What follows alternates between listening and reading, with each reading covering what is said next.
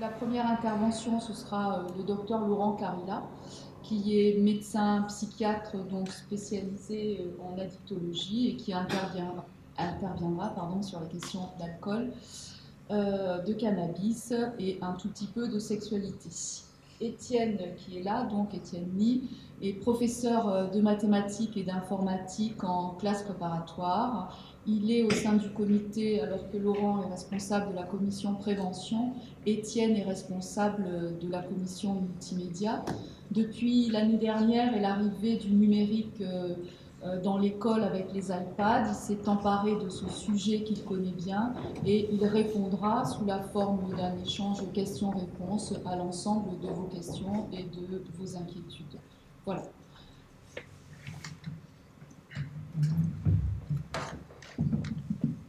Merci Christine, merci Étienne, bonsoir, merci d'être venu pour cette conférence. Donc, moi je suis psychiatre spécialisé dans les addictions et notamment les questions plutôt de drogues psychostimulantes et nouveaux produits de synthèse qui circulent sur Internet et la sexualité, mais le cannabis, l'alcool et la sexualité chez les ados, c'est un sujet d'intérêt pour nous, parce que Madame Buzyn a demandé à ce qu'il y ait maintenant ce qu'on appelle un service d'hygiène pour tous les étudiants en médecine.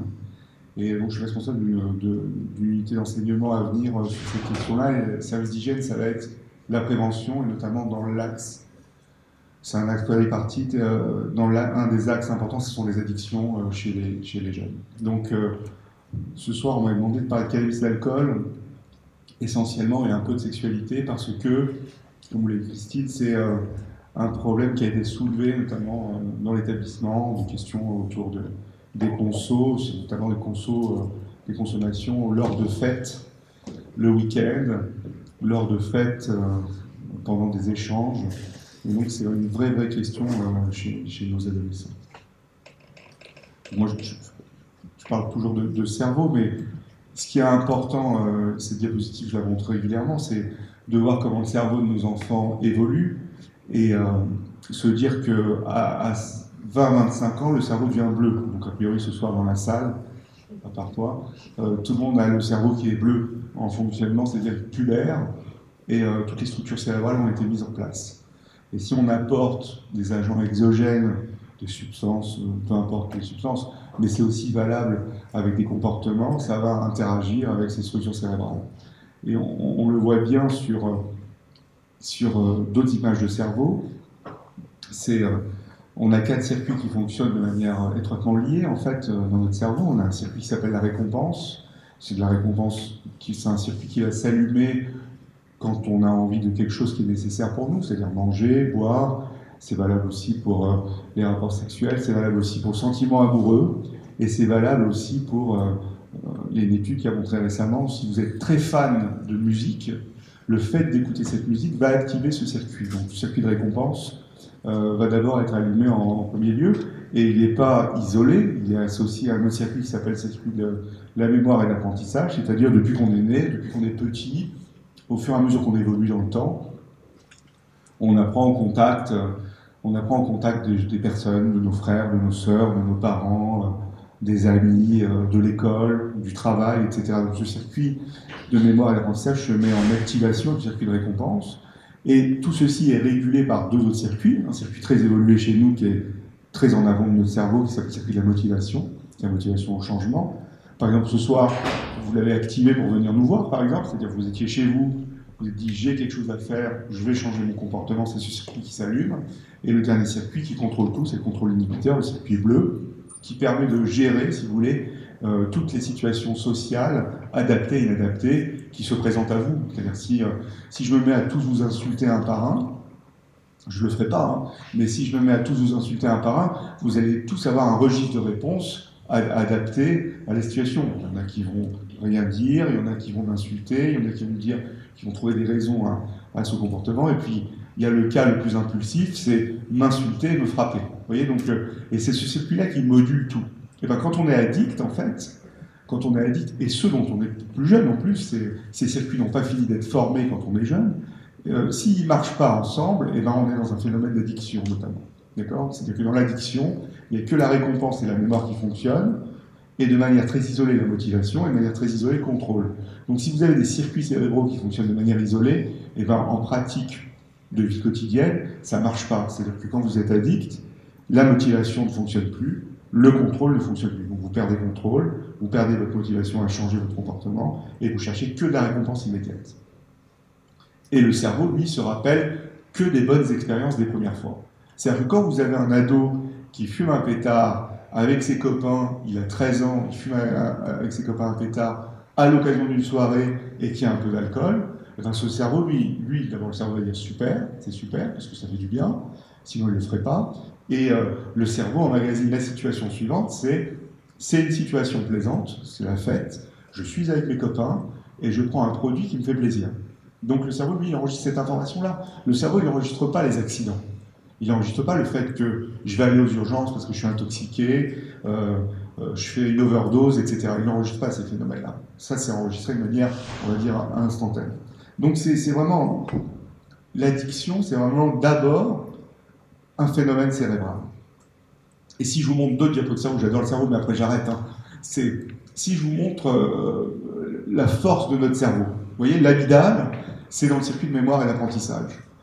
Ça, c'est une étude qu'on avait fait avec des Israéliens. On se demandait pourquoi, quand on arrête de consommer, pourquoi on est à risque de rechuter. Vous avez déjà posé cette question, notamment avec le tabac, par exemple. Pourquoi j'arrête 5 ans de fumer et tout d'un coup je me remets à fumer? En fait, dans le cerveau, c'est l'amygdale qui gère tout ça. Et dans cette expérience-là, donc on avait pris des cocaïnomanes abstinents depuis 5 ans et on les avait exposés dans une machine à IRM, on les avait exposés à des images.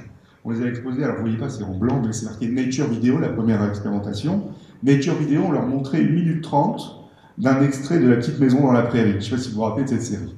Donc c'est une série a priori qui est neutre, d'accord? Même pour le pire des cocaïnomanes, elle est neutre, cette série.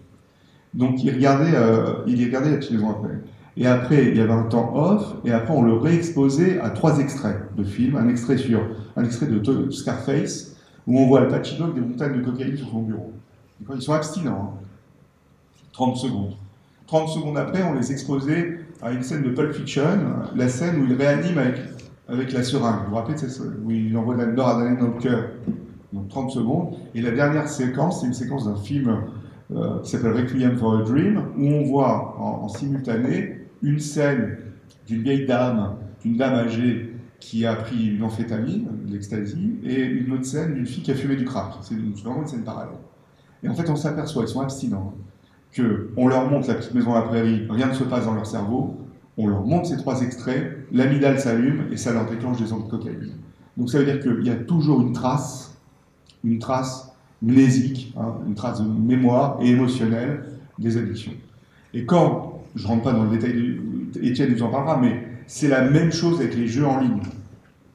Quand on a une surexposition à des jeux en ligne, eh ben, ça active les mêmes régions cérébrales que je vous ai montrées précédemment. Ça les active. C'est-à-dire que je ne dénigre pas les jeux. Les jeux, c'est très bien. On peut jouer bien, on peut jouer en ligne. Il faut faire attention de la ligne et du réseau. Mais un comportement excessif de jeu va entraîner un dérèglement cérébral, tous ceux d'autant plus qui sont jeunes. Et c'est la même chose avec la sexualité, en fait. Et là, je vous mets, c'est une étude assez récente d'imagerie cérébrale. C'est quand on compare des sujets sains à des sujets qui regardent de la pornographie de manière compulsive, donc sur Internet, on voit les zones qui s'activent dans le cerveau, et bien ces zones-là, c'est les mêmes que pour les drogues, c'est les mêmes que pour les jeux en ligne, c'est les mêmes que pour le cocaïnomane abstinent qui est réexposé. Donc il y a un phénomène cérébral important à prendre en compte, et c'est pour ça que dans les actions de prévention, il faut travailler sur une variable, c'est reculer l'âge de début de consommation des jeunes. Ça, c'est capital. C'est-à-dire, plus on consomme tôt, plus c'est risqué. Et vous le savez, on a tous une échelle de plaisir qui varie de la tristesse à l'euphorie, et ça vous l'avez tous les jours, tous les matins, tous les soirs, tous les après-midi, etc. C'est-à-dire qu'il y a des matins où vous vous levez, vous êtes bien, des matins où vous vous levez, vous n'êtes pas top, il y a des moments dans la journée où vous êtes angoissé, etc. Donc ça évolue de la dysphorie, une tristesse, ça passe par l'anédonie, c'est l'envie de rien, l'ennui négatif, un état d'équilibre, et je me sens bien, intéressé, plaisir, et de l'euphorie, comme par exemple ce que vous ressentez pour moi en ce moment. Donc vous voyez, ça s'équilibre en permanence. D'accord ? Mais quand on est addict, bah, cette échelle est déséquilibrée. L'addiction, c'est donc une perte de motivation, une perte de contrôle et un déséquilibre du plaisir. D'accord? En fait, il n'y a plus de plaisir à consommer. Et c'est pas vrai quand les jeunes disent ouais, moi c'est cool, je fume des pétards avec mes potes, je bois des verres, etc., je bois de la bière et tout, on n'est plus dans une dynamique de plaisir.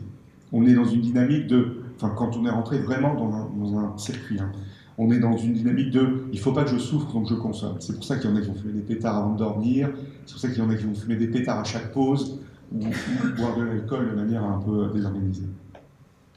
Et on ne devient pas addict comme ça, heureusement. C'est plein de facteurs qui interagissent, et au centre, vraiment au centre du problème, de cette vulnérabilité, c'est le développement personnel. Donc c'est notre puberté, notre maturation cérébrale, et il y a des différences entre les garçons et les filles. Il y a des filles qui réagissent mieux que les garçons qui réagissent mieux que les filles, en fonction des produits, en fonction des comportements. Et ça interagit, vous voyez, avec plein de facteurs génétiques qui n'expliquent pas tout, des facteurs comportementaux et des facteurs cérébraux. Et le gros du truc dans l'addiction, c'est l'environnement. Et l'environnement, c'est quoi? C'est les amis, les parents, la disponibilité des produits, drogue, alcool et comportements. Et puis moi, je suis dans ce nouveau délire, pour moi, l'addiction, c'est comme un arbre. Et en fait, nous, ce qu'on voit, quand je vois en consultation des jeunes qui ont des problèmes avec des substances, en fait, on voit que les branches de l'arbre.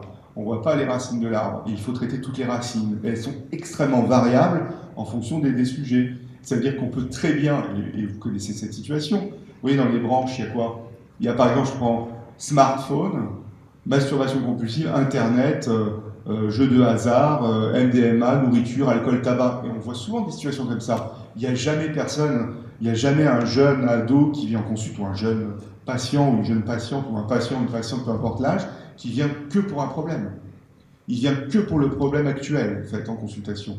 Il dit par exemple, j'ai un problème, alors tout à l'heure, je dois avoir une patiente lundi, elle a 16 ans, on m'appelle, elle me dit, elle a un problème avec le cannabis. Donc c'est le problème qui pose, enfin c'est le motif de consultation. Mais en réalité, en l'interrogeant, probablement qu'on va trouver d'autres motifs. On va retrouver du tabac, on va retrouver des consommations d'alcool, et c'est pas grave si on n'est pas dans une consommation où on est addict à tout. Il faut localiser le problème, et surtout il faut localiser les racines. C'est le plus important. Et l'addiction, c'est pas une maladie liée à un produit, c'est d'abord une maladie de l'environnement. Et l'environnement joue un rôle phare, le traitement de l'environnement joue un rôle phare dans la maladie. Et en fait, il y a différentes étapes, on ne devient pas addict comme ça. Et en fait, les ados, eux, ils sont entre l'usage simple et la consommation excessive. Il y a très très peu d'ados qui ont une réelle addiction à des substances, il y en a, hein, mais on est plus dans un pool de consommation excessive. Donc, consommation excessive, il reste un peu de plaisir, mais il y a des dommages. Et les dommages qu'on voit le plus souvent, c'est des dommages d'abord scolaires, les premiers, des dommages sociaux, et il y a le début des plaisirs qui s'installent, d'accord? On a les ados ou les jeunes adultes, ça sert strictement à rien de leur dire, si tu bois de l'alcool, tu vas avoir une cirrhose du foie, si tu bois de l'alcool, tu vas avoir un cancer du foie, si tu fumes, tu vas avoir un cancer du poumon. Ils s'en foutent. Ils s'en foutent. Et c'est la même chose avec les jeux vidéo, c'est la même chose avec d'autres supports, d'autres produits. Donc l'addiction, c'est on ne contrôle pas, on n'a plus de motivation, on continue malgré les conséquences négatives. Et elles sont d'abord, chez les jeunes, c'est d'abord des conséquences qui sont d'abord sociales et psychologiques. C'est vraiment le premier point. Et si je rentre dans le cannabis, donc cannabis, vous savez, donc on fume, enfin ce sont essentiellement des joints hein, qui sont consommés, mais ce qui est nocif dans le joint avant tout, c'est le mélange de tabac et de cannabis, et c'est surtout la fumée qui est nocive. C'est d'abord ça qu'il faut mettre en avant, c'est que fumer, c'est toxique pour le sang et les muscles. Ça, c'est le premier point. Après, vous avez tout ce qui est agent cancérigène du tabac, plus la nicotine qui est addictive, plus le THC qui rend addict. Vous voyez, donc c'est un multi-phénomène. D'accord? On n'est pas dans « ouais, le cannabis, c'est toxique, etc. » Non, il faut prendre une globalité des choses. D'accord? Et dans les messages qu'on donne, c'est ces messages-là. On m'a enlevé la diapo, c'est pas grave. Je ne vous ferai pas l'imposteur chimique, c'est pas grave. Quand vous fumez du cannabis, ça vient se fixer sur toutes les régions du cerveau colorées là, donc ça agit sur le mouvement, les sensations, la vision, la coordination, la mémoire, la récompense et le jugement. Donc tout est touché. Et vous imaginez bien que si le cerveau n'est pas encore mature, ces structures-là ne sont pas encore matures, donc ça altère d'autant plus. D'accord? Avec un premier impact, c'est conduire un scooter, apprendre, restituer des connaissances et stocker en mémoire les choses. C'est vraiment ce qui est touché chez les jeunes, le plus touché. Le cannabis existe sous différentes formes, mais ça vous sûrement vous le connaissez. Ça vous parle, non? Pardon? Alors, il y a l'herbe, ça vous connaissez. Il y a la résine. Donc la résine, c'est des formes différentes. Hein. Les jeunes adorent de plus en plus l'herbe, parce qu'ils peuvent acheter des graines sur Internet et faire pousser. Enfin, il y a différents phénomènes, je vous en parlerai après. Il y a les blunts. Les blunts, c'est des modèles. Les blunts, en fait, c'est de l'herbe roulée dans les feuilles de cigare. Et en fait, c'est calqué sur. C'est le gros problème du truc, c'est tout le rap de la côte ouest, tout le hip-hop de la côte ouest fait la promotion des blunts dans les chansons. Donc il y a des gens qui sont fans et qui se disent tiens, c'est cool, je vais faire comme artiste que j'aime, je vais fumer des blunts. Et vous avez l'huile. L'huile, c'est pour faire des space cakes, des gâteaux. On peut aussi badigeonner les joints avec. Et c'est extrêmement toxique parce que c'est très très dosé en THC. Et plus c'est dosé en principe psychoactif du cannabis, plus on risque de faire des pathologies psychiatriques, et notamment des états délirants. Alors, il y a différentes façons de fumer. Je ne vais pas vous apprendre à rouler des joints, mais c'est plutôt comment on fume. Et les jeunes, là, aiment ce système-là, qu'on appelle les bangs, et avec le petit tubet qui s'appelle des douilles, en fait. Et c'est un phénomène comme un narguilé un peu artisanal, qui est toxique pour le poumon, en fait. C'est-à-dire que c'est beaucoup plus toxique si on prend... Est-ce que le joint ou le bang est plus toxique? Le bang est très très toxique pour le poumon, parce qu'il n'y a aucun filtre, et en fait, en fumant un système par douille, ça attaque le poumon dans son intégralité. Et le poumon, c'est une surface assez indéfinie, donc quand on absorbe ça, c'est extrêmement complexe. Et en termes de pathologie, si vous voulez, le cannabis, c'est vraiment le problème des adolescents actuellement et des problèmes de population vulnérable. Il y a des sujets adultes qui fument, qui n'ont pas de problème, on ne voit jamais, mais c'est vraiment un problème d'ado, un problème de jeunes adultes. Ça, c'est vraiment le point important. Et autre chose, il y a des produits de synthèse qui circulent sur Internet qui sont extrêmement nocifs et qui ont été responsables de nombreux décès aux États-Unis notamment. Ce sont des produits de synthèse qui miment les effets du cannabis. C'est du super cannabis et c'est une véritable catastrophe. Notamment ces cannabinoïdes de synthèse. Vous voyez des sachets très marketés qui ont des noms un peu loufoques comme Spice Diamond, etc. Ces produits-là sont interdits depuis 2009 en France, mais ce n'est pas un problème puisqu'on les achète sur Internet. Et c'est vendu comme encens d'herbe naturelle, en fait. D'accord? Donc, comme sur les sites, c'est vendu comme ça. Et c'est extrêmement toxique. C'est extrêmement toxique. C'est source d'overdose et de problèmes cardiaques assez grands. Cannabis et tabac, c'est toujours lié. Toujours lié. Donc, c'est important de prendre en compte la notion de tabac. Et c'est le tabac qui tuera d'abord la personne avant le cannabis. Voilà. Le tabac, c'est la substance qui tue tout le monde. C'est la première cause de mort évitable dans le monde. Donc c'est le tabac qui tue avant les autres drogues, en fait. Alors c'est quoi les effets quand on fume? Ben, c'est un effet assez variable en fonction des sujets, mais vous voyez, c'est assez chronologique. Donc les 5 à 10 minutes, vous avez le cœur qui bat vite, vous avez de la bouche sèche, enfin vous avez probablement déjà fumé, mais enfin j'en sais rien. Mais bon, je rappelle pour ceux qui ne l'ont pas fait. Donc c'est le cœur qui bat vite, la bouche sèche, des nausées, de l'angoisse et de la peur. C'est extrêmement variable en fonction des gens. À 20-60 minutes, c'est de l'euphorie, on rigole, on est apaisé et il y en a qui dorment. Et après, il y a des risques. Après, il y a des risques de... Soit ça reste sur ces symptômes-là, soit on va vers des idées délirantes, des hallucinations, un visuel, ou synesthésique. Synesthésique, on ressent des ondes qui nous parcourent. Et de la modification de perception du temps et du corps, ça c'est assez fréquent, notamment au niveau du temps. Et en fait, ça dure 24 heures, en gros. D'accord, les effets s'estompent rapidement, mais 24 heures après, il y a encore des troubles de mémoire. Donc, vous fumez une fois un joint, à 24 heures, il y a des troubles de mémoire et des troubles de l'attention.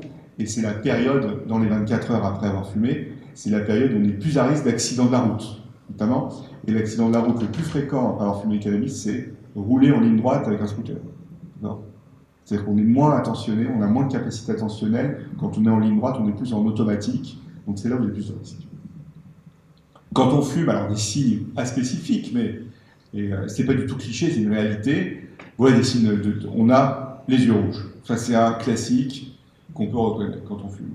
Quand on fume aussi, on a super faim. C'est un classique. Donc on voit, les patients nous racontent, les jeunes, je vais dévaliser le frigo des parents, etc. Les complications psychiatriques en premier lieu, c'est des crises d'angoisse. D'accord? On peut faire de l'anxiété, des crises d'angoisse, et chez certains, elles sont aversives, c'est-à-dire qu'elles sont tellement violentes que la personne dit j'arrête de fumer. Après, vous êtes d'autres signes comme les troubles délirants, avec des hallucinations, un effet parano. L'effet parano, il y a des gens qui fument et qui sont complètement paranoïaques, qui pensent qu'on va venir les arrêter, que la police va venir, qu'on les écoute, qu'on les regarde, etc. Et ça peut aller dans des cas beaucoup plus graves. Et vous avez un autre cas qui est assez rare mais qui est fréquent, quand même, c'est le syndrome de dépersonnalisation. Il y a des gens qui fument et ils se dépersonnalisent, en fait. C'est-à-dire qu'ils ont l'impression que leur corps sort de leur corps et ils s'observent de l'extérieur. Et ça peut être assez invalidant chez certains. On a soigné des patients comme ça faisait 1 an qu'ils étaient comme ça, ils ne pouvaient plus aller à l'école, par exemple. Bon, quand on fume, qu'est-ce qui se passe? Eh bien, il y a, voilà la description de la dépersonnalisation. Vous avez aussi les troubles du sommeil. Hein, il y en a qui pensent que fumer, ça permet de mieux dormir. C'est absolument faux, parce que ça dérègle complètement l'architecture du sommeil, ça on le sait. Et vous avez chez les gens qui deviennent dépendants des signes de manque, d'accord? Parce que pareil, il y a une idée reçue qui circule qui dit ouais, le cannabis, ça n'entraîne pas de dépendance physique, d'accord? Ça n'entraîne pas de signes physiques. C'est absolument faux. Quand on interroge les patients, il y en a, et ce syndrome de manque débute 24 heures après avoir arrêté et peut durer de 7 jours à 21 jours. Alors, l'addiction, c'est on consomme tous les jours, on est en manque, il y a des envies irrésistibles de fumer, il y a des conséquences sur la santé, d'accord? Tristesse, sommeil, anxiété, conséquences sociales, etc. Les effets respiratoires, j'en ai parlé, ils sont amplifiés avec les pipes à eau et les douilles, c'est vraiment amplifié avec des accidents pulmonaires pas possibles, avec des risques cardiaques, même chez les sujets jeunes qui n'ont aucun problème cardiaque, il y a des risques chez les sujets vulnérables. Il y a des effets multipliés quand on fume du cannabis et du tabac, des effets surtout sur le cerveau, les AVC, sur les artères, sur les bronches. Il y a des risques de cancer qui sont plus marqués, plutôt la littérature scientifique marque plus ça avec le tabac, mais le cannabis peut être co-responsable. Et sur le plan psychiatrique, alors, sur le plan psychiatrique, juste un message, c'est que le cannabis ne rend pas schizophrène, le cannabis ne rend pas bipolaire, maniaco-dépressif, le cannabis ne rend pas personne qui a des TOC, phobiques, etc. Ça, le cannabis va aggraver, révéler ou réveiller le problème. D'accord? Cannabis, lui, spécifiquement, il entraîne des crises d'angoisse, de la dépression, il y a un risque suicidaire qui est majoré chez les sujets qui fument et qui consomment d'autres choses, il y a des addictions. Alors, il y a un questionnaire, ça c'est un questionnaire qu'on utilise en prévention maintenant depuis un certain temps. En fait, c'est un questionnaire qui permet d'évaluer les consommations des jeunes. D'accord? C'est un questionnaire qui s'appelle le CAST, qui fait au cours des 12 mois, et on l'utilise pour évaluer les principaux paramètres et voir en fonction des scores quel est le risque, et en fonction du risque, quelle attitude on a. Si je vous parle d'alcool maintenant, l'alcool c'est vraiment un problème. C'est un problème, pourquoi? Parce que d'abord, il y a une tolérance familiale pour les consommations d'alcool. 2, il y a toute cette histoire autour du vin. C'est vrai que c'est notre patrimoine, c'est super, c'est génial, etc. Mais ça reste de l'alcool. C'est problématique avec les déclarations de notre président et puis de certains ministres aussi, à part Agnès Buzyn. Le vin, c'est vraiment un problème, et c'est un problème. Alors les jeunes n'aiment pas le vin. Les jeunes ils préfèrent les alcopops, les mélanges alcool, sucre, les bières, ou bien les shots de whisky, de vodka, etc. Mais cette histoire de vin, ce n'est pas la peine de faire goûter du vin à vos enfants très tôt. Ils auront tout le temps de goûter du vin. Parce que je vous rappelle que le vin très tôt, c'est une substance qui agit sur un cerveau qui n'est pas nature. Et vous savez, c'est l'éthanol. Pour le cannabis, c'est le THC. Pour l'alcool, c'est l'éthanol. Et puis en fonction des consommations, on a des effets. Mais l'effet des inhibiteurs à faible dose ou euphorisants à faible dose, c'est un effet qui est complètement biaisé en fait. On a l'impression d'eux, mais c'est juste un désordre dans le cerveau en fait. Donc c'est pas plus facilitant parce qu'on boit un petit coup, on va être plus performant, etc. Alors chez les jeunes, c'est quoi? Alors les jeunes ne boivent pas comme les vieux. Je me mets dedans dans les vieux. Les jeunes, eux, c'est boire vite, en peu de temps, pour être défoncé. Et si possible, à jeun. D'accord? Quand on est à jeun, il y a beaucoup plus d'effets sur le cerveau, et c'est associé ou non à d'autres produits. tabac, le plus fréquent, cannabis, et on voit tout doucement arriver la cocaïne aussi. Et c'est ce qu'on appelle un mésusage d'alcool.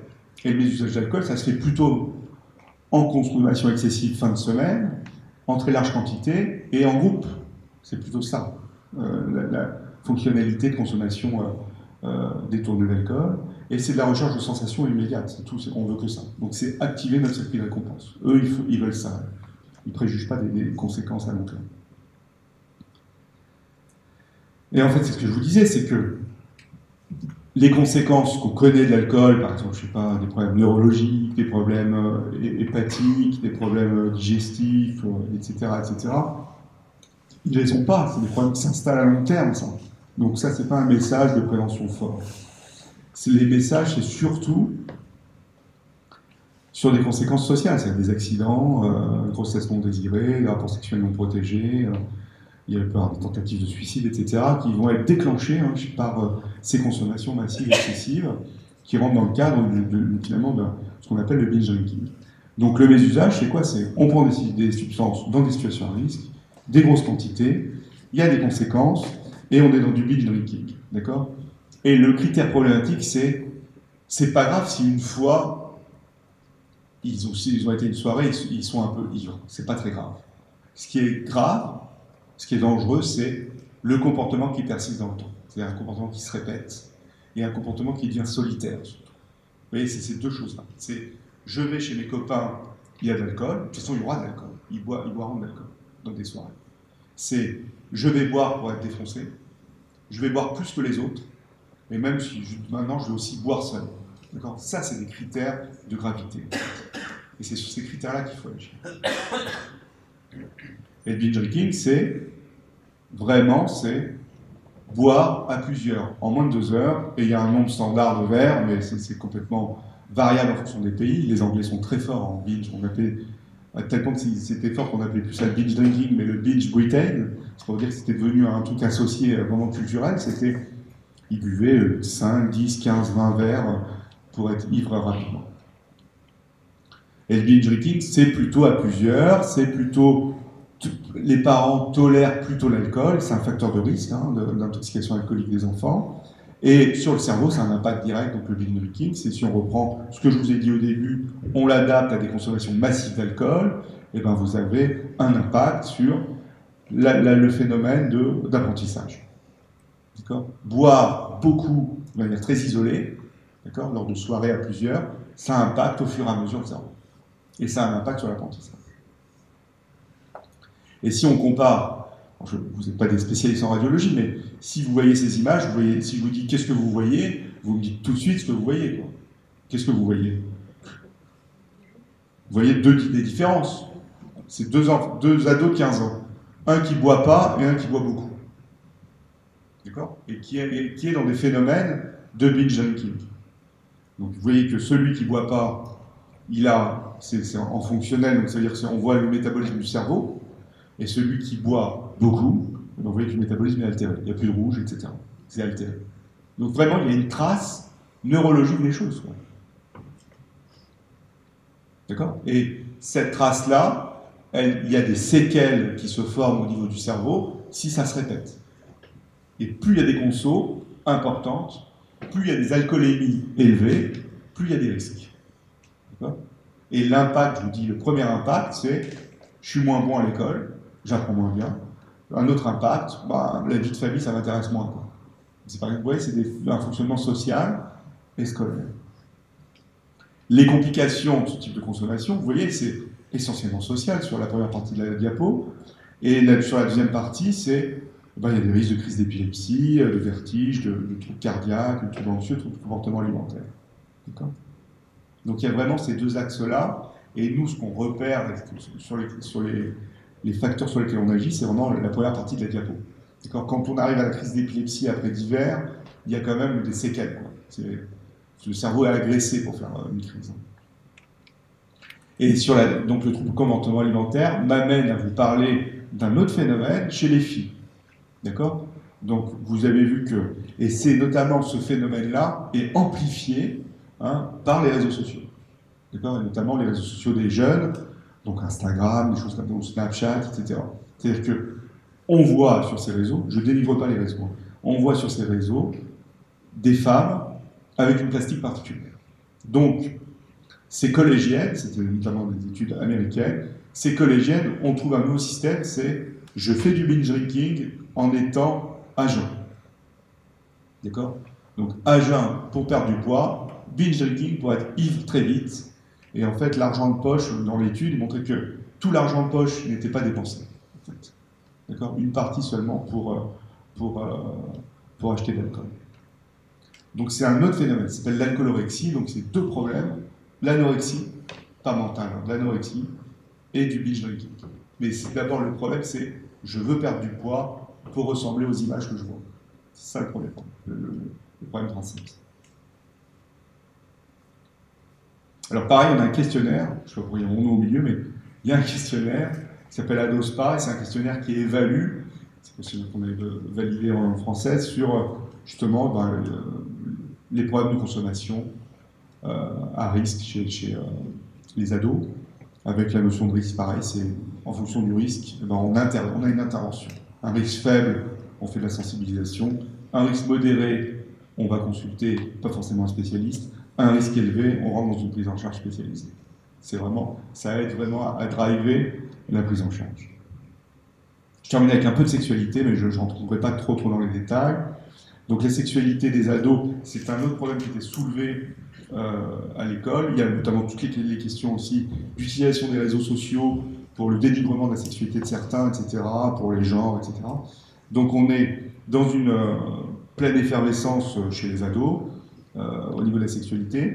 Et le vrai problème, c'est l'utilisation des smartphones. Ça, je ne sais pas qui en parlera, mais c'est la sexualité virtuelle est très très mise en avant chez les jeunes, avec une banalisation totale de la sexualité. Donc, dans le programme de prévention sexualité, on va quand même intervenir au niveau national sur la sexualité virtuelle, les activités sexuelles en ligne aussi, parce que ça fait partie maintenant du nouveau panel de sexualité des jeunes. Il y avait une étude notamment coréenne qui disait les jeunes coréens de 17 ans préfèrent avoir une sexualité virtuelle qu'une sexualité réelle. L'autre problème, c'est tout ce qui est sexting, c'est l'utilisation des smartphones pour envoyer des messages. Et ce sexting est devenu un vrai problème aussi, parce que il y a trois problèmes en fait. Il y a les SMS, donc les consommations crues, les conversations crues, pardon, pas les consommations. Les nudes, ce qu'on appelle les nudes, on envoie une partie de son corps dénudé à quelqu'un et c'est rediffusé de manière massive. Et il y a eu des cas comme ça dans l'école, hein, il y a eu aussi dans d'autres écoles, notamment par les réseaux WhatsApp, etc. Et il y a aussi, on se filme avec tous les systèmes de vidéo immédiate des réseaux. Donc Internet est quand même un risque sur lequel il faut agir. Et vous avez quand même eu, à un moment, je ne sais pas si vous avez vu, mais il y avait la promotion de l'ivresse massive sur Internet, et on devait, ça s'appelait la NEC-nomination, je ne sais pas si vous vous en souvenez, c'est-à-dire que les gens buvaient jusqu'à être ivres et nommer des gens sur le réseau pour qu'à leur tour ils soient ivres, et il fallait un témoignage caméra. Le risque du sexting, c'est ce qu'on appelle le revenge porn, c'est on utilise des images de manière détournée. Après, vous avez l'exposition à Internet de la sexualité, des contenus sexuels ou pornographiques, et ça, c'est un vrai problème. C'est-à-dire que nos enfants sont des pros des smartphones, des tablettes, ils savent tout faire, ils savent tout monter, tout démonter, donc il y a le risque sur ce qu'ils voient, et notamment sur même des supports comme YouTube, donc c'est extrêmement risqué, parce qu'il y a une exposition qui peut être non volontaire, mais par des pop-up, par YouTube, et par les réseaux sociaux ou les sites internet. Et si on voit l'étude, une étude qui a été montrée à 14 ans, la moitié des adolescents interrogés ont déjà vu un film X, et ça, c'est quelque chose sur lequel il faut agir sur la prévention. Et l'exposition précoce est bien sûr extrêmement délétère, et c'est la même chose que ce que je vous ai dit au début avec le cannabis et l'alcool. Le cerveau n'est pas mature, donc si on est exposé précocement à des systèmes dont on n'est pas préparé, et ben ça altère les choses, ça biaise les modèles, et on peut essayer de reproduire ce qui a été vu dans 50% des ados le 10 ans de 2017. Voilà. Les conséquences sont psychologiques, essentiellement, et après vous avez des troubles du comportement alimentaire, notamment chez les filles, et comme je vous l'ai dit, avec l'alcoolorexie, mais aussi des recours à la chirurgie esthétique pour ressembler aux images qu'on a vues. Voilà, je vous remercie pour votre attention.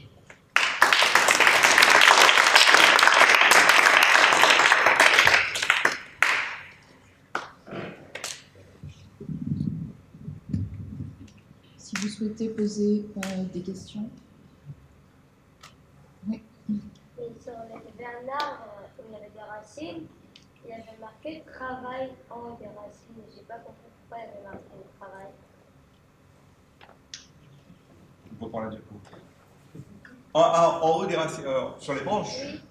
Parce que tu as une pathologie qui s'appelle le travail pathologique, en fait. Il y a des gens qui, au lieu de se droguer avec des substances ou avec d'autres comportements, ils se droguent au travail.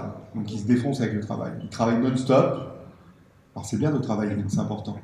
Mais au détriment de leur vie de famille, leur vie de couple, et ils sont plus du tout productifs en fait. C'est du travail, c'est vraiment devenu, le travail devient une drogue et on n'est plus productif.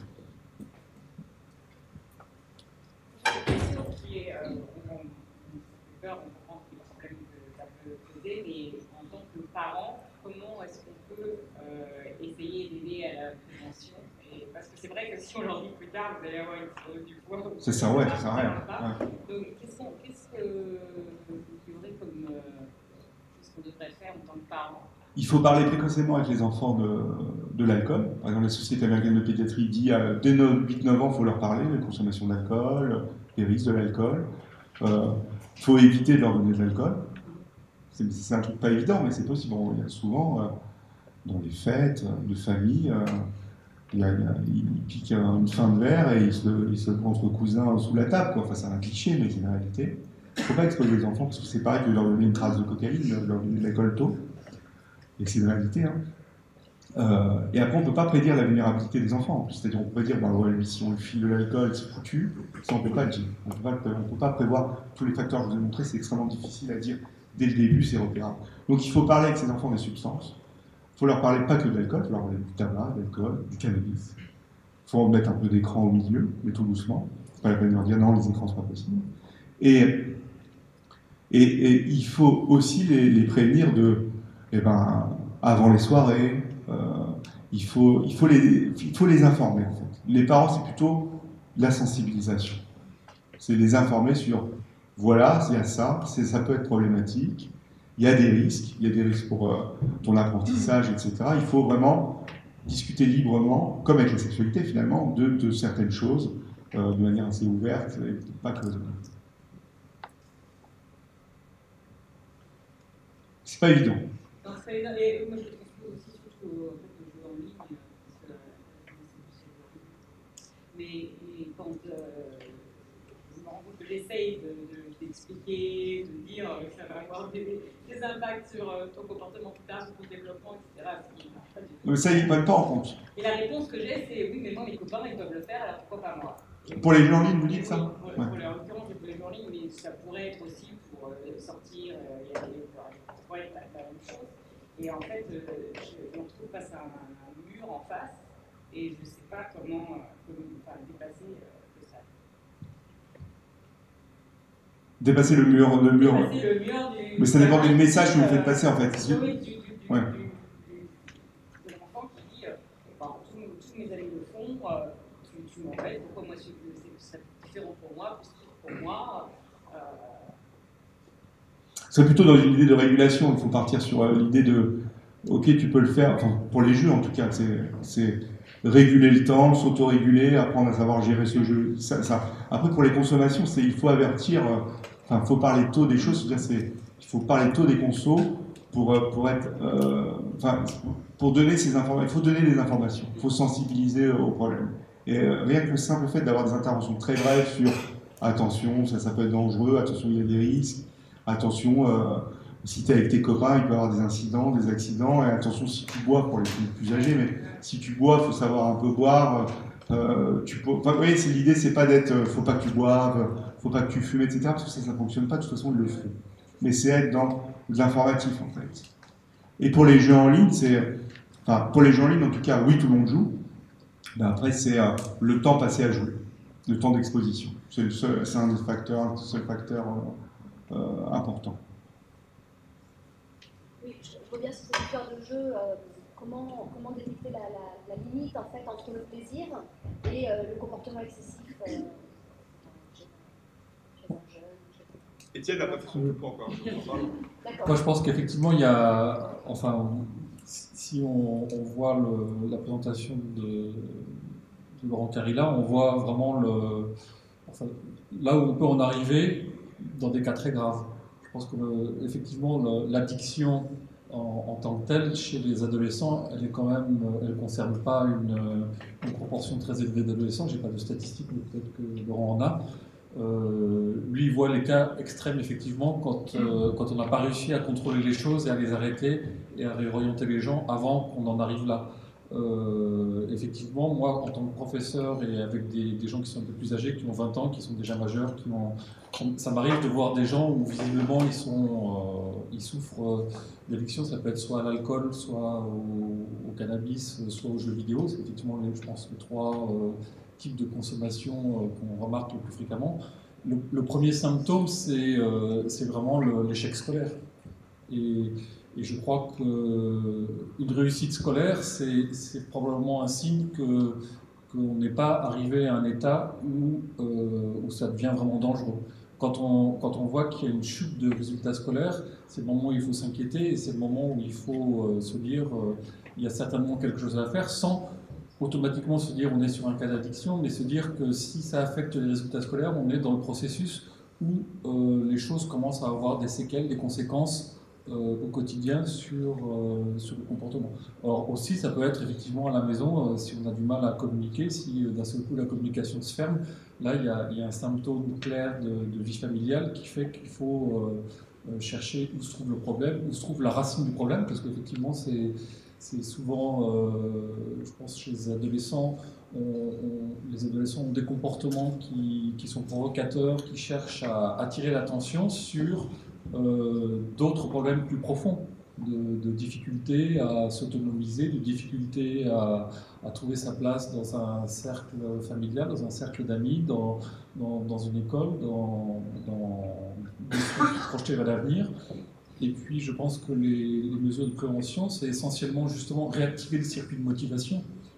Donc ce qu'il explique, c'est que chez les gens qui sont en risque, c'est les gens pour qui la motivation et le contrôle est déficient. Donc il faut réussir à re-entraîner le cerveau d'un jeune adolescent à répondre à la motivation, à répondre au self-control. Donc faire des exercices, et c'est effectivement pas à travers des interdictions ou des punitions ou des choses comme ça, mais plutôt essayer d'accompagner de façon très très serrée les enfants, les adolescents ou les jeunes, à leur dire voilà, pour la semaine prochaine, on devra rendre, on est derrière tout l'eau pour réussir à rendre ce devoir, et ça va, et probablement c'est une des choses auxquelles il faut donner la priorité, sans forcément interdire tout le reste, et ensuite, si on se rend compte qu'effectivement il n'est pas en état de rendre un devoir en bon état, on peut se poser la question, est-ce qu'il n'y a pas effectivement d'ailleurs de l'alcool ou du cannabis,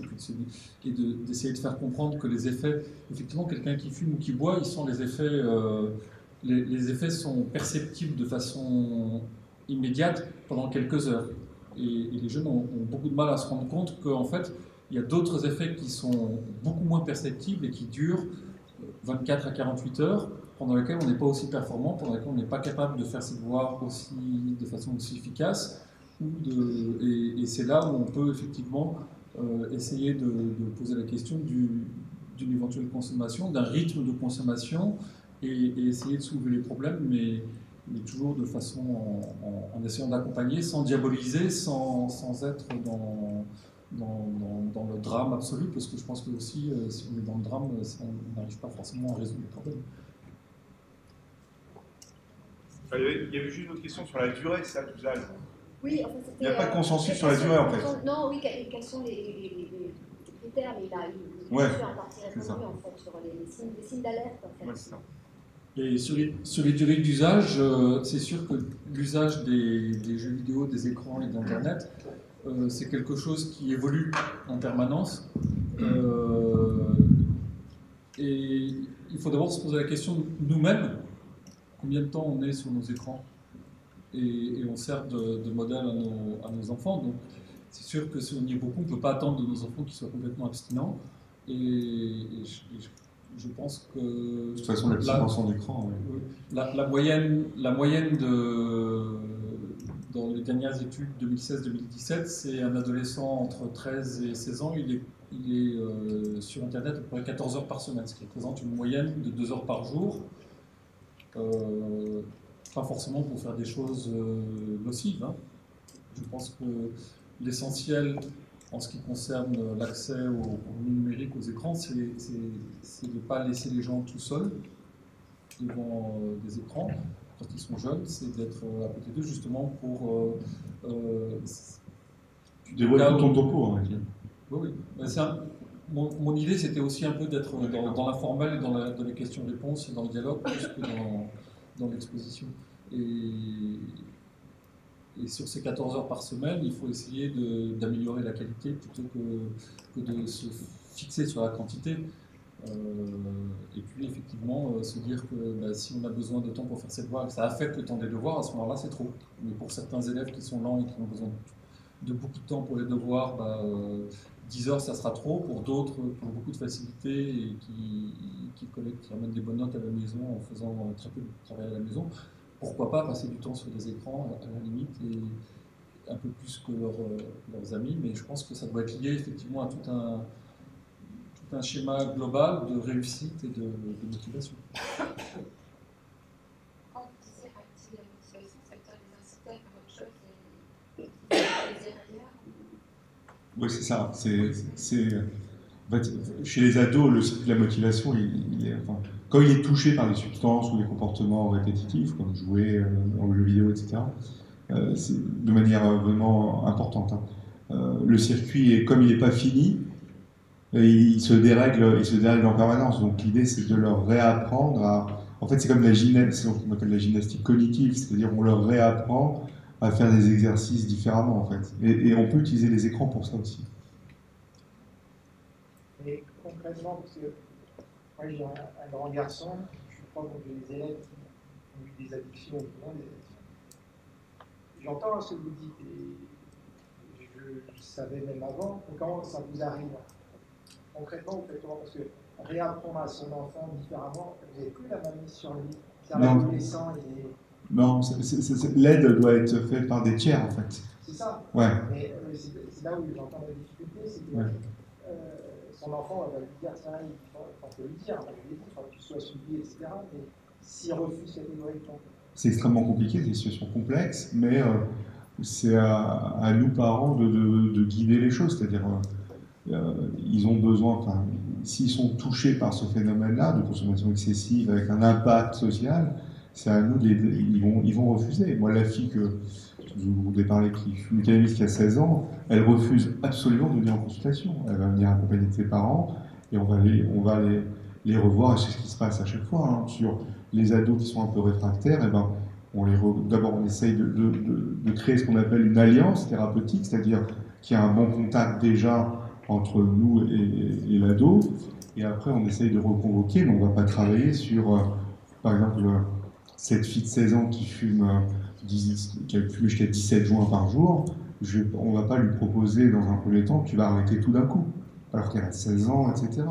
Le phénomène, ça va être on va travailler sur, ok, il y a des consos, on va voir un peu les racines, quelles racines sont touchées, et ça c'est un programme assez long, hein. Et on va travailler sur d'abord réduire la consommation. Et surtout, parler avec ses parents de la consommation. C'est-à-dire qu'il faut qu'il y ait un dialogue qui se réinstaure entre les parents et la fille, par exemple. Non. Vous voyez, Ouais, ça marche que par un tiers, c'est ça que je veux dire. Parce que, c'est extrêmement compliqué, ouais. Ça marche que par un tiers quand on arrive à ce stade-là. C'est-à-dire que quand il y a une consommation excessive qui est problématique, c'est extrêmement difficile, nous, en tant que parents, de se positionner en thérapeute. Ça, c'est impossible. Et comme, par exemple, aussi se dire, ok, on va te faire des tests urinaires toutes les semaines. Ça, c'est un truc fréquent et redondant des parents. Je vais faire des tests urinaires à mon fils ou à ma fille, comme ça je suis sûr de voir ce qu'il consomme. C'est n'importe quoi. C'est contre-productif au maximum. Et ça marche pas. Ça fait que c'est juste une fonction pour rassurer les parents, s'auto-rassurer. Donc c'est quand on est dans le problème, il faut aller consulter. Il y a des consultations jeunes consommateurs qui ont été ouvertes pour ça. Il y a des services d'addictologie qui ont été ouverts pour ça. Et même on peut y aller. Je reçois des parents, des fois sans les enfants au début, parce qu'ils sont perdus. Parce qu'ils veulent des réponses à des trucs qui font rien de temps. Mon fils a pris. Il y a eu des cas où mon fils, ouais, il est super addict, etc. Et or, c'était pas du tout le cas. Il y a eu comme ça des expérimentations de produits, de MDMA notamment. Bon, bah, il y en a eu, il n'y a pas eu de conséquences. Et on fait un petit suivi psychologique et ça s'est maintenu. Après, vous avez des cas extrêmes, comme ce que vous pouvez rencontrer, je sais pas, dans un établissement où vous bossez ou de proches. Mais il faut se faire. Quand on est dépassé, il faut se faire aider. Ce que vous dites, c'est qu'on n'est pas obligé d'avoir l'aval de l'adolescent pour la Non. contrainte, c'est ça. Ouais, vous pouvez dire on y va. On y va, et on va poser plein de questions. Et on voit en fonction de. Après, il y a des techniques pour avoir de l'alliance thérapeutique avec les ados, hein, mais on peut. Il faut créer d'abord. Le premier truc, c'est le thérapeute crée une alliance avec l'ado. C'est la première étape. Si ça ne marche pas, il devient très très réfractaire. Moi, j'ai eu un cas récemment, un jeune de 17 ans qui fumait du cannabis et qui a augmenté ses consommations tout seul. Il fume avec ses copains et il s'est mis à fumer tout seul pendant les vacances scolaires, mais de manière massive, des produits très très dosés. Et les parents étaient dépassés, les parents lui ont privé de smartphone, d'argent de poche, tout ce que vous voulez. Enfin, tout ce qu'on peut faire de manière, on va dire, assez automatique, hein, c'est pas critique. Et là, il est venu en consultation, il n'était pas très convaincu. Et on met en place des techniques pour le convaincre un tout petit peu, au moins de revenir. C'est déjà ça de gagner à la deuxième consultation. Et après la deuxième consultation, on travaille autre chose. Quels sont les centres où vous consultez justement pour des jeunes ados ou des jeunes gens? Où est-ce que ça se trouve les centres? Vous tapez, il y en a partout. Vous tapez, pour les jeunes, c'est CJC, le mot-clé, Centre Jeunes Consommateurs, et vous avez tout un listing d'adresses, et après vous avez les services d'addictologie aussi universitaires, aussi, dans les CHU. Et bon, avant d'en arriver, effectivement, où la seule solution c'est de forcer un jeune à aller en consultation, je pense qu'il y a aussi des étapes, des expériences qu'on peut tenter, c'est-à-dire qu'il faut prendre en compte tout ce qui est environnemental, c'est-à-dire le cercle social, le cercle du lieu, et toutes les consommations excessives sont souvent liées à des habitudes qu'on prend et qui sont liées à un lieu, à un cercle d'amis, etc. Et ça, on arrive très bien à faire une coupure si pendant les vacances, par exemple, on fait un voyage et qu'on s'éloigne de ça. Et ça, c'est le moment idéal pour justement se poser des questions par rapport à qu'est-ce qui se passe pendant que tu es à l'école et que tu vois ses amis et que tu les vois à tel endroit et que vous vous retrouvez dans tel endroit. Et est-ce que... parce que tant qu'on est dans le quotidien, c'est très difficile d'y échapper. Et pendant une période de vacances, on peut, en plus, si on a la chance, en étant parent, d'avoir un peu de disponibilité et justement de se dire, c'est pas seulement toi qu'on essaye d'isoler. Moi aussi, je suis capable de m'isoler de mon travail, de tout ce qui de tout ce qui est aussi addictif pour les adultes, qui est de consommation excessive, tout ce qui est excessif pour les adultes et que les adolescents perçoivent très bien aussi, qui est la routine dans laquelle on se met et dans laquelle je pense que si on arrive à soi-même faire une coupure, se dire pendant 2 semaines on va aller dans un endroit où on ne sera pas connecté, où on va faire du vélo, on va faire aller à la plage, lire des livres, aller au cinéma, faire autre chose ensemble, et souvent c'est une bonne occasion pour essayer de renouer des liens, pour essayer de mettre à distance tout ce qui est ces facteurs de risque et ces facteurs de consommation excessive. Avant d'arriver à l'addiction, c'est clair que quand on est dans un état addictif où le cerveau est déjà largement affecté, même ces périodes-là, dès qu'on revient, on revient à ses anciennes habitudes. Mais parfois, moi j'ai vu dans mon entourage des parents qui avaient des enfants avec qui ça se passait extrêmement mal à l'école et c'était lié évidemment à des comportements qui n'étaient pas sains, sans entrer dans les détails. et les parents ont décidé de changer de pays, d'envoyer leur enfant aux États-Unis dans une high school différente, de recommencer dans un autre système, et ça a été un changement radical. L'enfant qui était vraiment dans une spirale d'échecs en troisième, en seconde, dans une high school américaine, il est devenu quelqu'un d'extrêmement performant, il a retrouvé la motivation, il a coupé tous les liens avec ce qui l'entraînait vers quelque chose de négatif, et il est reparti sur une voie très positive. Donc parfois, si on a la possibilité effectivement de provoquer un changement de vie, pas forcément toute la famille, mais même simplement l'enfant, ça aide à redémarrer, à couper une spirale qui peut être très dangereuse. Ça, c'est des choses qui, par expérience, peuvent marcher. Oui. Quelle approche on peut avoir en tant qu'ami proche pour empêcher la victime, en tant qu'ami parent? Pareil, c'est du counseling, en fait, c'est du conseil. Alors, pour empêcher une addiction, c'est compliqué. On a repéré chez des amis, chez un ami, une conso qui paraît problématique. Il faut en parler avec lui. Il faut évoquer les consos, il faut évoquer la fête, il faut évoquer les contextes, il faut évoquer comment c'est consommé. Et on peut être accompagnant vers un spécialiste. Mais c'est pareil, que c'est vraiment la même fonction que la fonction parentale, c'est-à-dire qu'on informe, on se renseigne, et puis on essaye de garder, en tout cas entre amis, on essaye de garder une espèce de secret, pas forcément d'alerter tout le monde, les parents, les copains, etc. C'est pas nécessaire, sauf si c'est vraiment très très problématique avec des accidents, quoi, des incidents. Mais c'est vraiment l'ami, c'est accompagner, quoi, plutôt. Mais faut pas être dans le déni, c'est-à-dire dire bon, ok, il n'y a pas de problème, etc. On a repéré quelque chose, il faut en parler. De toute façon, la base, c'est le dialogue, la base vraiment du repérage, de la prévention, c'est vraiment d'avoir dialoguer et répéter les choses comme des vaccins, quoi. C'est des injections de rappel, quoi. Ce qui se passe, c'est que ces phénomènes, c'est des phénomènes de groupe. Tout à fait. Le référent et le groupe. Tout à fait. Tout à fait. Ils sont dans une espèce de dynamique de groupe. Exactement. Ouais. Et c'est là où c'est difficile d'intervenir, parce que, je sais pas, quand on prend à l'université, ils font des séminaires, ils vont au ski, c'est très bien, ils vont au ski, ils passent leur journée à se mettre la tête à l'envers. Ouais. Tu vois, le séminaire, c'est 600 €, il y a 400 € d'alcool par enfant. Ouais. Donc, à partir de là, c'est là où je trouve que c'est très difficile, puisque c'est un phénomène qui est généralisé, qui est validé par le groupe, d'intervenir, enfin de trouver une solution. Trouver une solution sur quoi? Eh ben alors, ça peut être l'alcool ou le cannabis pour pas avoir cette dépendance.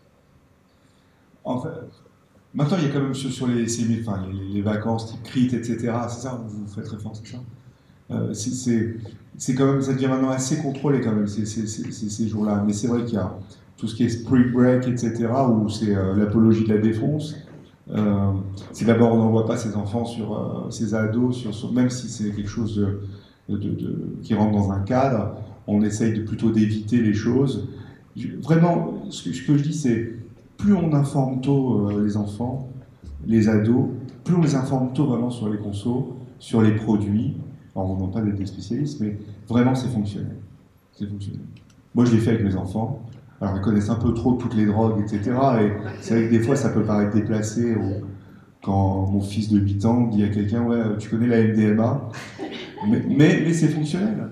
Ils savent exactement. Et c'est pareil, l'éducation que je leur donne pour YouTube, etc. C'est-à-dire qu'ils savent manier YouTube, ils ont un temps où ils se régulent, et si ça déborde, s'il y a des cris, des pleurs sur des jeux, etc., ils savent qu'il y a un des deux parents qui a monté qui va dire « Stop, vous arrêtez de jouer », et ils arrêtent de jouer.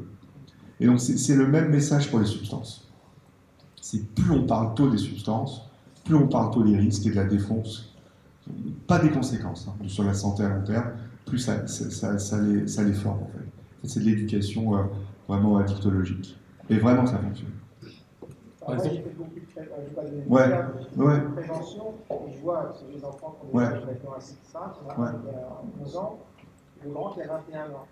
le héros de mon fils, c'est son frère qui a 21 ans. Ouais, c'est Et normal. quand il, oui, bien sûr. Et quand il voit tous ses copains, etc., il parle de beuveries qui sont Ouais. des sacrés d'alcool, Bien sûr. du tabac. Ouais. Mon fils est comme ça. Et j'ai beau lui dire, il est tout petit, il n'a pas pu voir.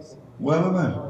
Et c'est là où je m'aperçois que j'ai permis, et je me dis, comme le grand, à un moment, ça va m'échapper parce que entre midi et deux, ils vont aller dans le jardin de Luxembourg, ils vont fumer du shit, il ne pas contrôler. Il va y avoir des soirées, il va aller dormir chez un ami, ils vont se mettre la tête à l'envers. C'est un moment, quand ils sont petits, c'est facile d'avoir la main. Ouais. Et c'est pour ça qu'il faut intervenir tôt. Et de toute façon, quoi qu'il arrive, ils vont expérimenter des substances. Ils vont les expérimenter. Les plus fréquentes, c'est le tabac, l'alcool et le cannabis. Ils vont les expérimenter. L'immense majorité va les expérimenter. Au moins le tabac et l'alcool, et au moins l'alcool. Vous voyez, donc, mais si on a donné suffisamment de messages sur les consos, qu'est-ce que ça peut faire, il y a des consos, ça peut être grave, ça peut être grave, il ne faut pas diaboliser le truc d'emblée, en fait. C'est quels sont vraiment les risques comme ça à très court terme.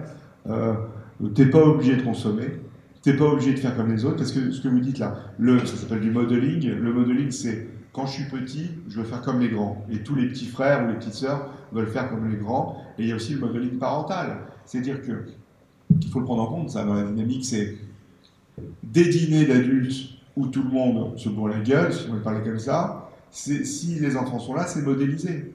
C'est-à-dire que mes parents, et le meilleur modelage comme ça cognitif, c'est le tabac.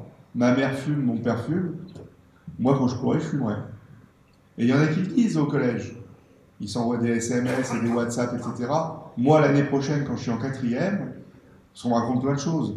C'est quand je serai en 4e, je vais fumer des clopes. Donc ça, c'est un modelage.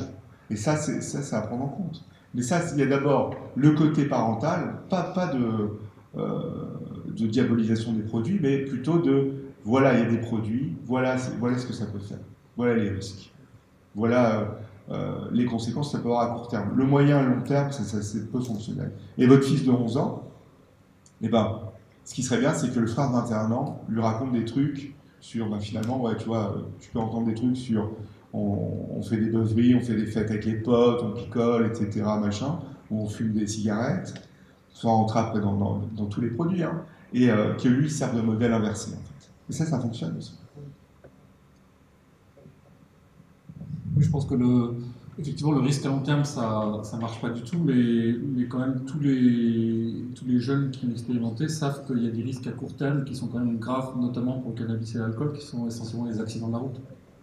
Par exemple. On connaît tous, je pense, des gens qui ont des accidents de la route qui sont probablement ou certainement provoqués par l'alcool ou par le cannabis. Et ça, c'est, à mon avis, probablement l'image la plus directe qu'on puisse dire à un jeune en disant pas ne consomme pas du tout, parce que je pense qu'effectivement c'est illusoire de dire qu'ils ne vont pas consommer, mais si tu consommes, ne conduis pas, ça c'est quand même un message qui est relativement fréquent et qui donne une mesure de la gravité des conséquences, qui veut dire que c'est pas anodin de consommer, et puis ensuite d'essayer d'éduquer à on peut consommer sans excès. Et ça, c'est effectivement beaucoup dans le modèle. Je pense qu'effectivement, si nous, on arrive à montrer à nos enfants qu'on est capable de boire un verre sans être ivre, c'est déjà quelque chose où ils apprennent qu'il y a une certaine mesure. J'ai l'impression que l'alcool et le volant sur Paris, ça parle pas aux jeunes. Je prends tous des Uber, personne n'a le permis, et les enfants, dans leur entourage, entre 20 et 25 ans, personne n'a le permis. Donc, genre, ça, c'est pas des discours qu'ils entendent. Comme ça, je prends Uber. Bon. Ça reste sur une catégorie de la population. Hein. Oui, non, mais je parle pour nous. Ouais. C'est un peu égoïste, Ouais. Mais après, il y a pareil avec les vélos, pareil avec les scouts. Là, on peut prendre des scooters comme des Vélib, donc ou Vélib même. Hein. Tous ces systèmes-là, c'est pareil, il y a des risques d'accident. La sécurité routière, pour le coup, ça c'est un impact fort. Les consos, c'est impactant, quoi. Et quand on cumule les consommations, on multiplie les risques. Hein. Alcool, cannabis, c'est x10 le risque d'accident de la route. Mais c'est vrai, mais bon, ça peut être quand même un message qu'on peut faire passer. Et puis l'impact sur les résultats scolaires, je pense qu'il est quand même aussi clair. En cas de consommation excessive, ça a un impact sur la tolérance. Mais ça touche plus les parents que... Bah, ça dépend. Je pense qu'il y a certains enfants, ils sont sensibles aussi. Quel message de prévention à passer par rapport aux écrans? Alors, il y a ce que je voulais montrer, c'est... Celui-là n'est pas bon. Ah, c'est bon. Non, je te prête mon micro. Sur les écrans, je pense il faut, comme pour les risques, à mon avis, sont quand même nettement moindres que les risques liés aux substances. Effectivement, les risques immédiats liés aux substances, on n'a pas d'accident de la route parce qu'on a joué à des jeux vidéo, on n'a pas on se met pas à vomir, on n'a pas de risque de coma éthylique ou d'attaque d'angoisse parce qu'on joue à des jeux vidéo. Alors on peut avoir des attaques d'angoisse. Bah, si on rentre dans une consommation vraiment excessive, Ouais, à mon avis. il y a des risques. Ou si on joue à des jeux vidéo qui ne sont pas de son âge. Parce qu'effectivement, si on joue à des jeux qui sont pour les plus de 18 ans et qu'on a 11-12 ans, ça peut être effectivement un petit peu violent. Mais. Parce que ça diminue le temps d'échange avec son environnement aussi. Bah, alors ensuite, c'est essentiellement une question de temps passé, c'est ça.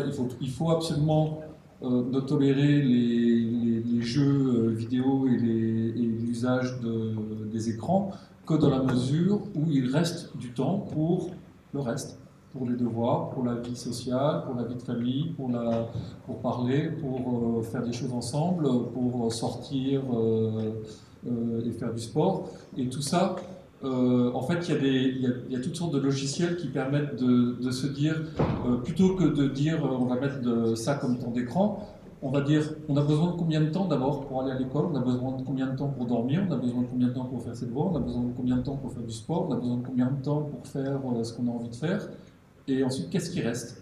Et ensuite on le répartit comme on veut, mais on essaye de se dire on garde une place pour chaque chose qui est intéressante et utile au développement personnel. Et c'est pas de dire les écrans c'est le diable, il faut tout faire, il faut réussir à faire de tout et en faire suffisamment pour que ça soit une source de plaisir, une source de diversité dans les activités. De toute façon, nos enfants ils sont quand même à l'école une bonne partie de la semaine et c'est déjà un moment où ils ne sont pas sur les écrans.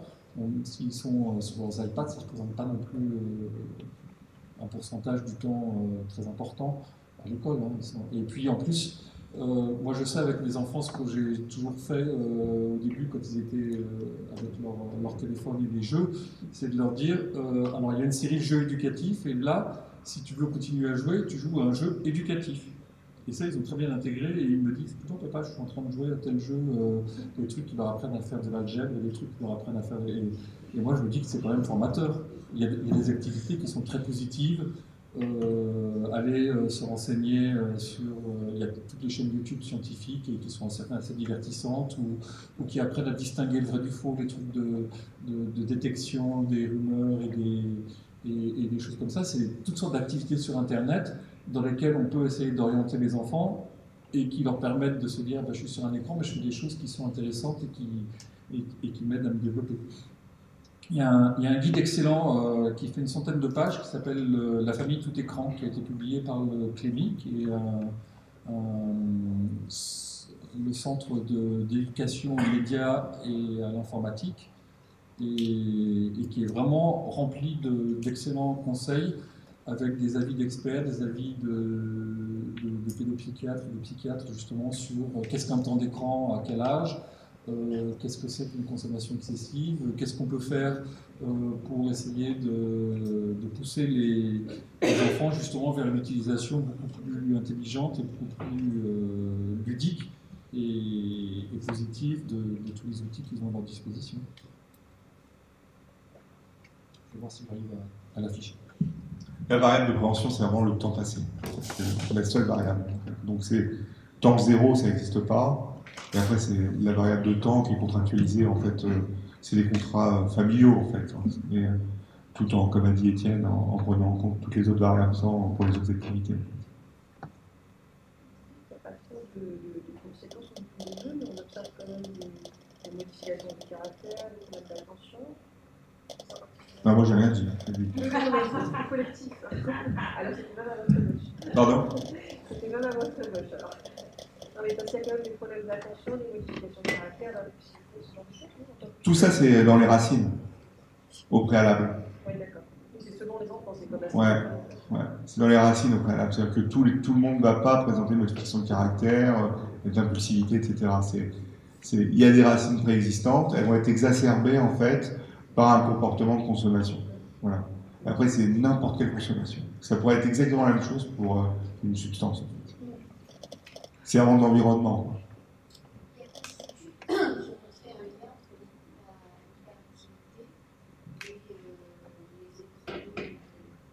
Est-ce que, dans quel sens? Jouer beaucoup aux écrans rend hyperactif ou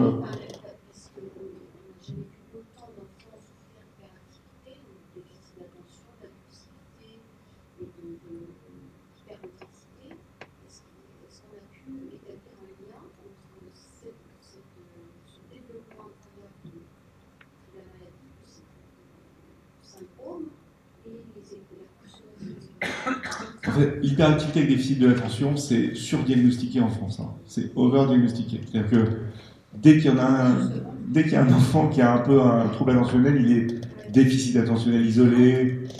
Ouais.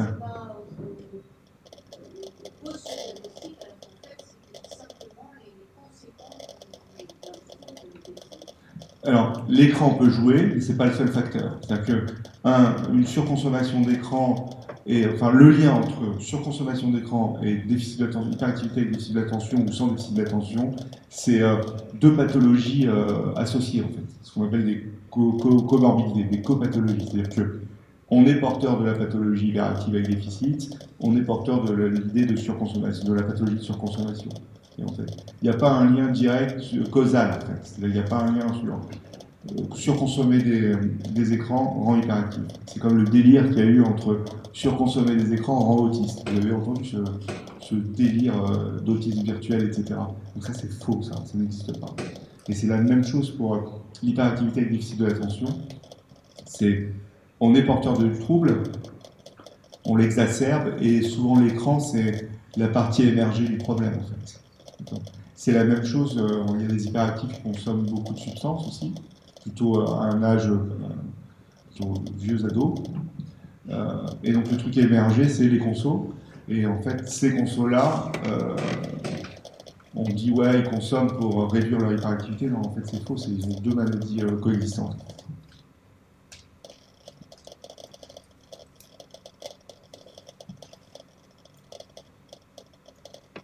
Oui. Moi, je voulais vous remercier pour la qualité de votre intervention. Merci, madame. C'est très précieux. J'ai peur qu'il y ait pas plus de jeunes qui aiment bien se poser des questions. On leur a dit de venir. Hein. Oui, pour poser des questions plus claires. Moi, je posais une question terre à terre. C'est pas combien de l'herbe? À quel moment on s'achète? Ça coûte combien? Parce qu'on parlait de l'argent de poche. Ouais. Ça coûte pas cher l'herbe. Hein. Ça coûte 10-12 euros. Hein.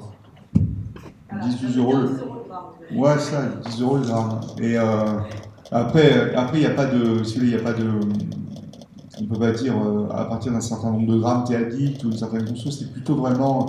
La quantité ne joue pas beaucoup, c'est plutôt le comportement de consommation qui joue, la régularité et les phénomènes comme la consommation solitaire, etc. Ou comme ce qu'on appelle autothérapeutique, c'est-à-dire qu'on consomme parce qu'on est angoissé, qu'on consomme parce qu'on ne dort pas, qu'on consomme parce qu'on est déprimé, etc. C'est plutôt ces indicateurs-là qui doivent rendre inquiétants. On s'inquiète quand c'est ces éléments-là qui apparaissent. C'est pas sur... Et après, bien sûr, il y a la fréquence de consommation est liée à la quantité consommée, mais là, c'est un autre problème. C'est-à-dire que, comme cette jeune fille de 16 ans là, qui fume 17 joints par jour, bon, c'est inquiétant parce qu'il y a d'autres choses en dessous, mais il y a quand même une énorme consommation quotidienne. Donc il y a quand même une corrélation, il faut bien se l'acheter. Pardon ? Il faut bien pouvoir la financer, cette herbe aussi. Ouais, mais c'est facilement finançable en fait. D'accord. Ouais. Parce que c'est pas très cher en fait. C'est le même problème pour la cocaïne chez les 17 ans, hein. C'est le même problème. C'est-à-dire qu'ils s'autofinancent à plusieurs de la cocaïne et puis les désordres arrivent, mais de manière massive, et c'est vraiment des grandes claques dans le cerveau là pour le coup.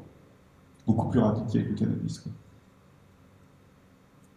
Mais encore une fois, le vrai problème, c'est Les consommations de tabac, c'est un vrai problème chez les jeunes. Les consommations d'alcool, c'est un vrai problème chez les jeunes. C'est d'abord ça, et le cannabis, bien évidemment. Mais il y a ces éléments-là qui sont plus facilement accessibles.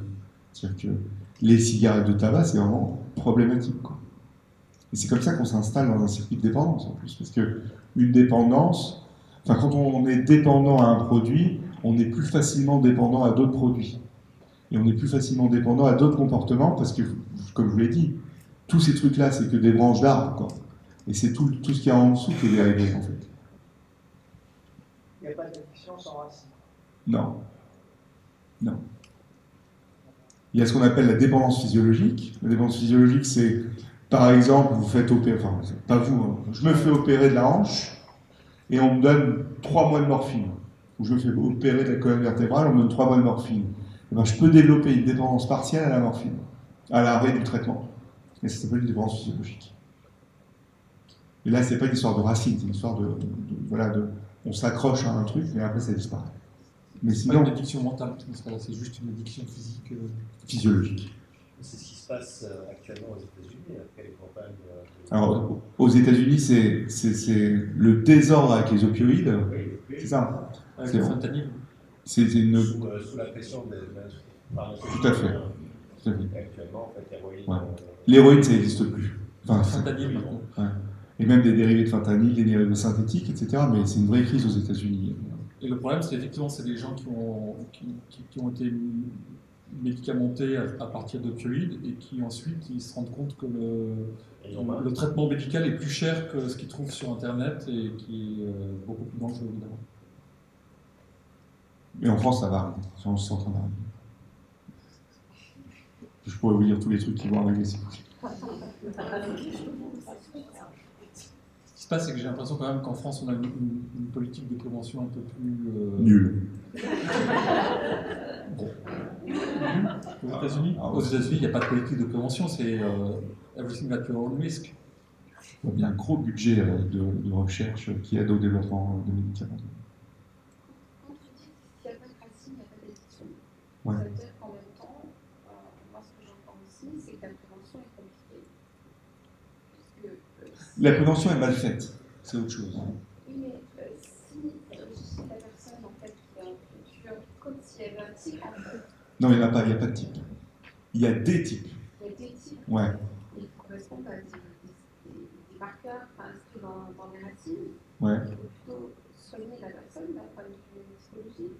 Tout à fait, mais on les soigne. Non, mais je veux dire, quand on a éventuellement un enfant qui pourrait être une personne qu'on connaît qui pourrait développer des addictions, c'est parce qu'elle a un profil particulier tout à fait. qui va générer ces addictions. Donc, ça veut dire que le véritable moyen de prévention, c'est une approche thérapeutique en termes de soutien à la personne. Tout à fait.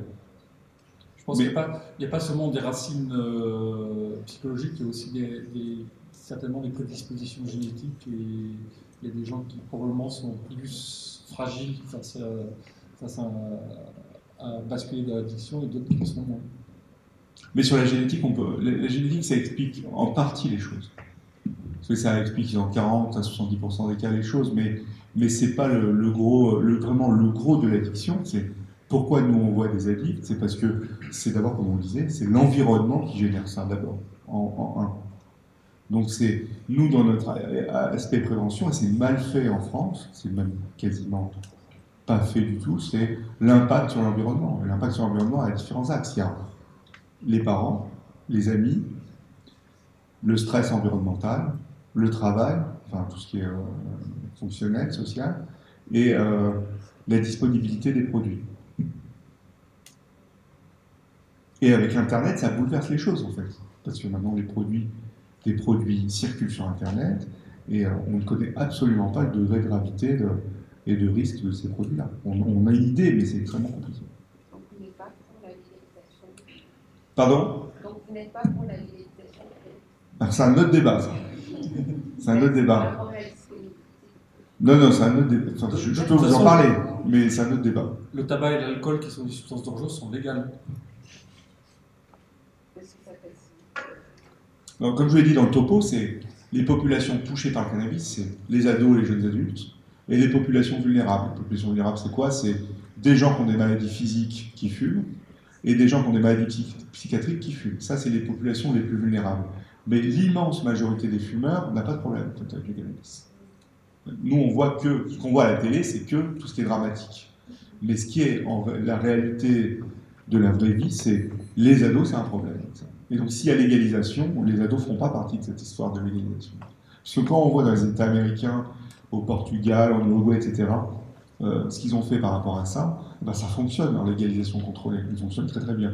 Et elle permet de générer énormément d'argent pour faire de la prévention efficace et de la recherche. On voit aux États-Unis, dans les États où ça a été légalisé, eh ben, le nombre de fumeurs est très stable et les jeunes ne fument pas beaucoup. Et les impôts. Pardon? Et les impôts. Et ça finance la recherche. Ouais, tout à fait. Il y a des... Les ados ne sont pas concernés par la légalisation. Parce que c'est une population à risque. Si vous légalisez le produit... Pardon? Si on légalise le produit, les ados ne sont pas concernés par la... C'est-à-dire que la légalisation sera avec un âge, par un certain âge. Et donc là, comme avec les données cérébrales qu'on a, c'est 20-25 ans. Quoi. En dessous, c'est pas possible. Même à partir de 60 ans. Légaliser à partir de 60 ans? Le cannabis? Non, ça sert à rien. Est-ce que ça désacraliserait pas le produit? Oui, ça participe à la désacralisation, c'est sûr. Est-ce que ça donnerait une autre image au produit, c'est ça? Une image positive au produit? Non. Non, mais justement, ça ne donnerait pas ce côté d'interdit et de... De pas le donner aux ados? Non, je comprends. De légaliser. Parce que finalement, si il y a un produit lambda, ça ne perdrait pas un peu son intérêt. Non. Non. Ouais. Et l'autre question, est-ce qu'on n'a pas tous des racines? Bien évidemment. Je peux vous prendre un par un en consultation si ça vous intéresse. Juste après. Il faut juste pas aller de ma femme que j'arriverai tard, mais oui, on a tous des racines, bien sûr. Bien sûr, bah ouais. Premier truc, c'est Freud qui le disait, quoi. On est tous des névrosés, en puissance. Question pratique, est-ce que vous connaissez des logiciels pour installer sur les smartphones le crème pour l'écran en constitution? Ça, c'est Étienne, le spécialiste des logiciels qui bloquent. Mais on le fait en concertation avec les enfants. Et voilà, pour leur expliquer que, voilà, à partir d'un certain temps. Alors, oui, il y a toutes sortes de logiciels de contrôle parental sur les smartphones. Il y a un parent d'élève ici qui est journaliste et dont le travail est de faire des conférences là-dessus sur accompagner les parents, les encadrer, installer des logiciels de contrôle parental. Donc j'essaierai d'obtenir du matériel de sa part et de mettre des choses. J'ai déjà mis des choses en ligne sur certains logiciels de contrôle parental et effectivement le premier rôle du logiciel de contrôle parental c'est de couper tout ou une certaine partie des fonctionnalités du smartphone en dehors de certains créneaux horaires. Et ça c'est quelque chose, ça fonctionne très bien. Et ensuite, effectivement, la négociation avec l'adolescent qui n'a pas très envie, évidemment, qu'on lui coupe son smartphone ou ses fonctionnalités à partir de cet âge, ça c'est une question de négociation interne à la famille. Et ensuite, je pense que quand ça se passe normalement, il comprend que ça sert aussi à le protéger et que les adolescents, ils aiment bien finalement être encadrés, qu'on leur donne des règles et des limites. Les parents sont là pour ça. Et donc, si on le fait à travers un logiciel de contrôle parental, pas en imposant sans explication, mais en l'expliquant pourquoi c'est utile et pourquoi ça marche, et que Internet et un smartphone, c'est pas dangereux en soi, mais c'est dangereux quand on est tout seul dans sa chambre, qu'il est 2 h du matin, et que tes parents dorment, et qu'à ce moment-là, c'est sûr que si on croise un prédateur, un film porno, des harceleurs, on sera beaucoup moins armé pour y répondre, et puis en plus, quand on se lèvera le matin, on ne sera pas avec toutes les fonctionnalités pour aller en classe. Ça, je pense que n'importe quel enfant, il comprend assez bien. Et donc, si on veut dormir tranquille, c'est normal que Internet soit coupé de 10 h du soir à 8 h du matin. Et il faut parler avec vos enfants. Pardon. Vous disiez que vous alliez les impliquer quelque part, c'est sur le site de l'école ou Il y a. Sur le site de l'APEA. C'est la Vous avez des indications. Il faut parler avec vos enfants aussi des activités sexuelles en ligne, c'est important sur Internet. C'est vraiment important. Et très tôt aussi, enfin, très tôt, avec un langage adapté bien évidemment. C'est vrai parce que je sais que c'est souvent par accident, par accident et aussi par... Ouais. Ouais. Et par phénomène de groupe aussi. Phénomène de groupe, c'est-à-dire qu'au collège, ils parlent comment c'est devenu un sujet, un centre d'intérêt, quoi. Et dès la 5e. Pour avoir eu des témoignages de 5e sur cette question. Donc, qu'est-ce qu'il faut leur dire? Il faut leur dire ce qui se passe. Il y a du porno, il y a du porno en streaming, tu peux être exposé à des images auxquelles tu n'es pas préparé, il y a des choses, il faut leur parler. D'image, je pense que c'est assez compliqué par rapport à l'ingestion de produits. Là, ouais. Mais ils comprennent le porno. Des images, ils comprennent le porno, mais ils voient des films, la violence par exemple. Ouais. Ils y sont habitués. Quand c'est dangereux pour toi, ils se disent c'est n'importe quoi, c'est un film très violent et très bien. Donc, arriver à leur faire prendre conscience que des images peuvent être dangereuses, je pense que c'est très dur. C'est pas l'idée des images dangereuses, c'est tu peux être exposé à des choses, tu peux parler avec tes copains de ces choses-là, on va t'en parler. Il y en a qui vont jeunes avec les accès, hein, c'est facile d'aller sur le streaming, sur ces streamings-là en tapant n'importe quel mot-clé. C'est leur dire il y a un accès possible. Je pense que tu as tout le temps d'aller sur ces accès possibles-là, tu as tout le temps tu vas voir des images qui ne sont pas adaptées à ton âge en fait, et pas adaptées aux choses que tu connais, et ça peut modifier ta sexualité. Et ça les collégiens l'entendent. Les collégiens l'entendent. Mais on peut aussi leur dire qu'ils ne sont pas obligés, si ça les gêne, de regarder, ils peuvent partir et que Ouais, souvent les copains, surtout entre garçons, ils disent ah ouais, t'es allé sur ce site, t'as vu, il y a des trucs, etc. Et ils ont des termes, ils rapportent des termes, des mots-clés très très spécifiques qui ne peuvent pas être inventés, quoi. Donc ça veut dire qu'il y a l'exposition. Donc il faut leur parler de ça. C'est important. Moi, je pense qu'il y a toute une progressivité, c'est-à-dire qu'en fonction de l'âge et de ce qu'on ressent effectivement de ce qu'ils peuvent avoir accès, on va évidemment commencer à leur parler de tout, mais effectivement commencer à leur dire que qu'ils ont la liberté effectivement de ne pas vouloir voir des choses qui les dérangent, et que forcément ils vont tomber un jour ou l'autre, soit par l'intermédiaire d'un ami, d'un grand frère, d'un autre, sur des choses qui peuvent être assez dérangeantes.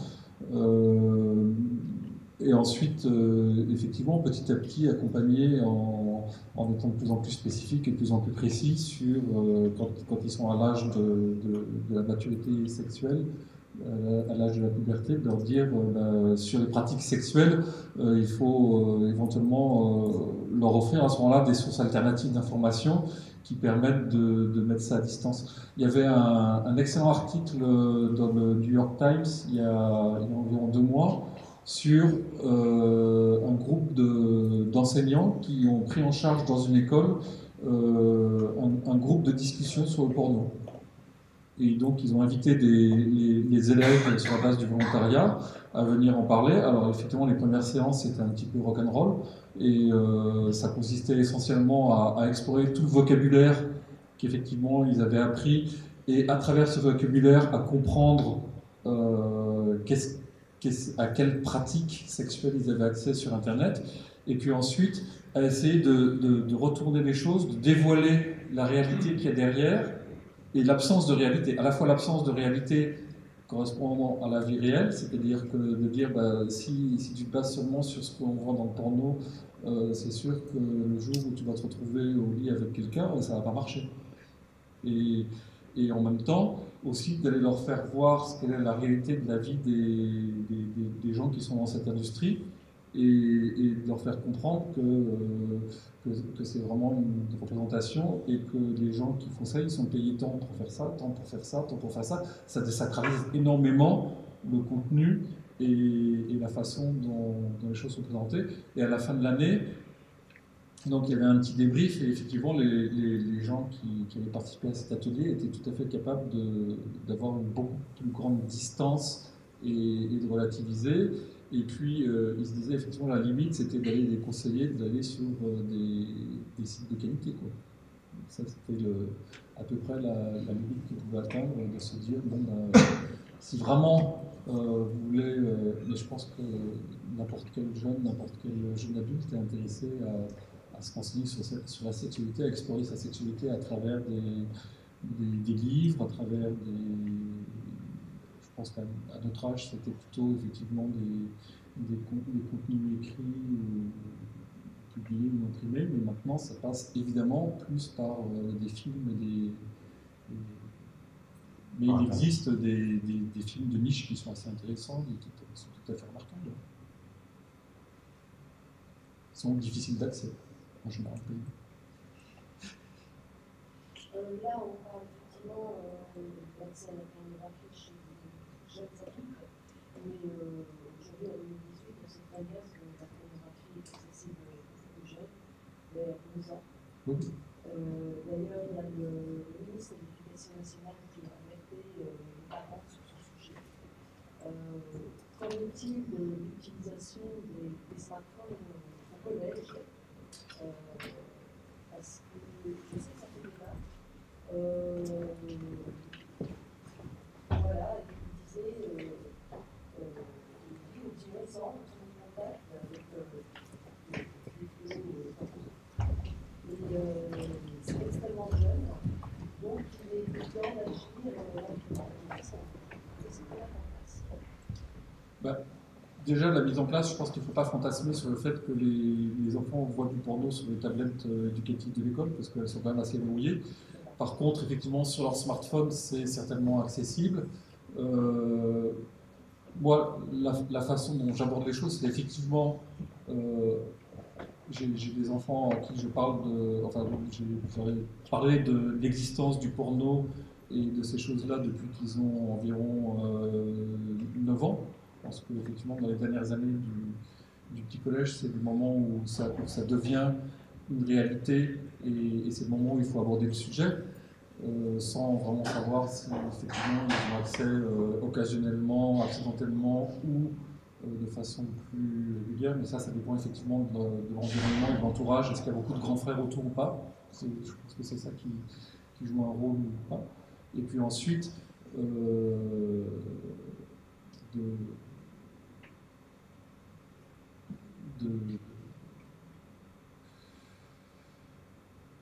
de les éduquer au fur et à mesure et de leur dire que ça fait vraiment partie du monde, mais que c'est une infime partie du monde, qu'il ne faut pas se focaliser dessus. Mais ensuite, c'est pas le diable non plus. Il faut prendre en compte le fait que ça intervient. De toute façon, il y a sur les kiosques à journaux, il y a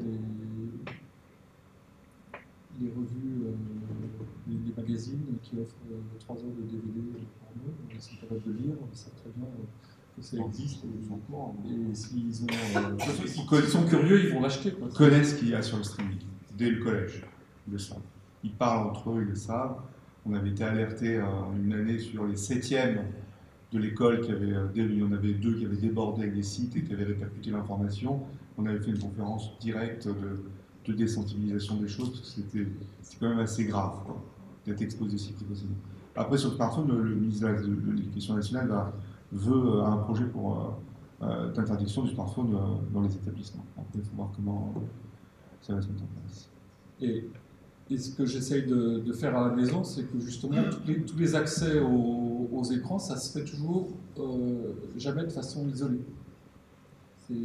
À mon avis, c'est une des règles de base qui n'est pas évidemment toujours facile à appliquer en fonction de l'âge, hein, mais plus ils sont jeunes et plus c'est probablement, et en fonction effectivement de la façon dont on constitue la famille, mais essayer de faire en sorte que les accès aux écrans se fassent toujours autant que possible dans une pièce où il y a quelqu'un d'autre et où, sans surveiller les enfants, on soit quand même un peu derrière eux pour pouvoir intervenir si on se rend compte qu'il y a quelque chose qui est déstabilisant, qui sort de ce qu'on s'attend à ce qu'il puisse arriver. Donc, chez moi, c'est clairement, il il y a le salon où il y a la console de jeux vidéo, et il n'y a que la console de jeux vidéo, et puis il y a le bureau dans lequel il y a les ordinateurs et les smartphones, et ensuite, si le smartphone est en chambre, je dis non, c'est plutôt ici, et c'est pas peut-être, et si c'est après le dîner, non, c'est pas après le dîner, et c'est pas, c'est des interdictions enfin des interdictions et des conseils à la fois. Et puis, de toute façon, quand on a installé le logiciel de contrôle parental, la première chose qu'ils ont fait, c'est aussi de nous démontrer qu'ils étaient capables de le désactiver. Mais je leur ai dit, mais si vous le désactivez, moi je le sais aussi. Donc c'est à double sens. On est au courant et à ce moment-là, on met tout le sujet sur la table. Mais si un jour, je sais, et c'est pas forcément une mauvaise chose, s'il y a un besoin urgent d'accéder à quelque chose, pourquoi pas? Ils peuvent avoir une excellente raison d'avoir désactivé un contrôle parental et puis pouvoir accéder à un contenu qui ne serait pas accessible à ce moment-là. Donc c'est ça que il n'y a pas de mesure. Il ne faut pas non plus se fier complètement justement à ces outils extérieurs. Il faut toujours être dans le dialogue, dans le contact, et essayer de savoir ce qui se passe, et puis essayer de soulever les sujets, et puis de voir quand est-ce que parfois c'est en abordant un sujet où on se rend compte que tiens, ils ont vu un truc comme ça, ils ont vu un film qui les a dérangés, ils ont vu quelque chose qui était... Et en parlant, on arrive effectivement à donner sa véritable place et à replacer ça dans le cadre d'un ensemble de contenus auxquels ils ont accès, et il y en a foison, et dont la plupart sont quand même intéressants. Vous parliez de l'exemple de la chambre. Chez nous aussi, c'est une des règles qu'on a fixées, c'est qu'il n'y a pas de téléphone qui doit rentrer dans la chambre. C'est une zone où c'est interdit. Et donc le soir, ils mettent leur téléphone à charger. C'est bien. Il y a tous les chargeurs. Mais bon, ça, c'est quelque chose qu'on a décidé nous, sans savoir. On est un peu des méchants. Non. Non, c'est la règle de base, je pense. C'est bien, mais on n'a pas vu que c'était une bonne pratique qui était encouragée. Si, c'est encouragé. Pas d'écran dans les chambres. Par exemple, dans l'école, de dire il n'y a pas juste nous qui sommes méchants, mais tous les copains aussi. Non, c'est pas d'écran dans les chambres. En fait, ils me disent que chez les autres, ça se passe différemment, mais je sais pas. Mais ça se passe toujours différemment chez les autres. C'est pas forcément avec... C'est toujours mieux chez les autres. Ils sont forts pour Il y a certainement des familles plus laxistes et des familles plus strictes, et tout l'éventail existe, mais effectivement, je pense que les règles de base, c'est la variable temps. C'est pas être connecté la nuit et pas être connecté tout seul dans sa chambre. Ouais. Pas d'écran isolé. Et puis d'expliquer pourquoi c'est une mesure de protection. Mais si vous avez laissé au préalable les choses se développer, idiot, mais c'est juste, ça sert à protéger nos enfants d'accidents et de risquer de se faire harceler ou de risquer de se retrouver face à des choses qui sont effectivement dangereuses. Mais un ado qui a 17 ans, qui a toujours eu l'habitude d'avoir son écran en chambre, c'est impossible de changer de comportement. Oui. Ça, c'est impossible. C'est vraiment des règles, je vous dis, c'est précocement, c'est poser comme ça des choses, pas d'écran dans les chambres, plutôt voir ce qu'ils font quand ils ont des écrans, et contrôler la variable temps sans être démoniaque. Mais c'est sûr qu'à 17 ans, il y a aussi un besoin de vie privée et certainement, à ce moment-là, il faut tempérer un petit peu la mesure. C'est-à-dire que la mesure, ça consiste effectivement, avant d'aller dormir, d'aller déposer son téléphone à charger dans la boîte à doudou. Je crois qu'il faut plutôt axer sur le dialogue. Ouais, Parce qu'encore une fois, par expérience, un gamin, il peut très bien, un copain, il va lui donner un vieux smartphone, il va mettre une carte prépayée, et puis c'est fini, il va s'enseigner tout ça, alors que le dialogue, c'est peut-être le plus difficile d'ailleurs. Ouais, c'est l'entraînement. De parler, bien sûr. De dire les choses. S'ils ont tous les moyens de contourner, comme tout à l'heure, quand on parlait d'argent avec le shit, c'est un faux problème. Ouais, tout à fait. Les gamins, ils vont dire j'arrête de manger à la cantine, tu me donnes 20 euros par jour, mais en fait, on va manger des pâtes chez un copain pour 2 euros, et tous les jours, ils mettent de côté. Ouais, bien sûr. La réalité Tout à est là. fait. Et ils sont plus forts que nous. Tout à fait. On ne peut pas les glisser, on n'est pas toujours à la maison, on travaille, on est là, ça se trouve, ils sont en train de glisser comme des malades. C'est pas grave. C'est pas grave, ça fait partie du jeu. Il y a aussi un espace de liberté, je pense. Bien sûr. Et effectivement, au niveau des consommations de substances, si les enfants font des fêtes à la maison, il faut contrôler un la adulte. Il doit y avoir un adulte qui supervise et qui ne soit pas simplement à l'autre bout de la maison.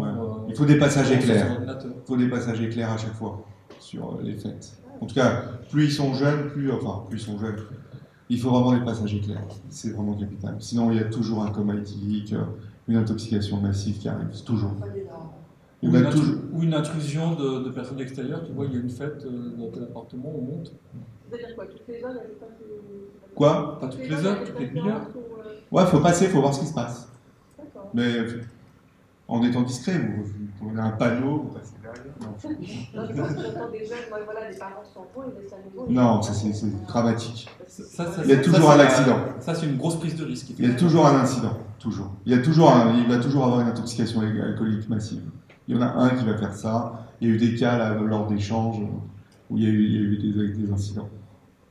Il faut faire attention, qui on invite, qui vient, la quantité d'alcool qui est présente est tolérée. Et de toute façon, c'est des malins. Hein, je veux dire, il peut y avoir que des bouteilles de soda. Il y en a 2 qui vont descendre chez l'épicier acheter des alcools. Ils viennent avec des alcools forts, etc. Il y a aussi.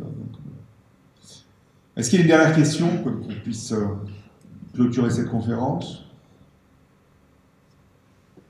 Merci alors et excellente soirée. Merci.